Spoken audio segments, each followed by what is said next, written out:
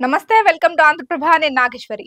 AP assembly ఎన్నికల్లో ఓటమిపై ఇప్పటికే వరుస సమావేశాలు పెట్టి అభ్యర్థులతో వైఎస్ఆర్ కాంగ్రెస్ పార్టీ అధినేత వైఎస్ జగన్మోహన్ రెడ్డి చర్చిస్తున్నారు. ఎన్నికల ఫలితాల తర్వాత తొలిసారి నేతలతో నేరుగా వైఎస్ జగన్ భేటీ అవుతున్నారు. తాజా ఎన్నికల్లో వైసీపీ ఓటమికి గల కారణాలను వారి ద్వారా అడిగి తెలుసుకునే ఛాన్స్ ఉంది.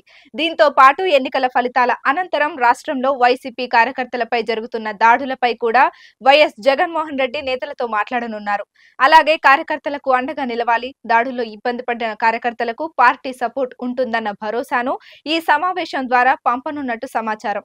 మరికొన్ని రోజుల్లో ప్రారంభమయ్యే పార్లమెంట్ సమావేశాల్లో అనుసరించాల్సిన అంశాలపై కూడా ప్రధానంగా వైసీపీ ఎంపీలు రాష్ట్ర హక్కుల కోసం పోరాటం చేయాలని మాజీ సీఎం వైఎస్ జగన్ సూచనలు చేయనున్నారు.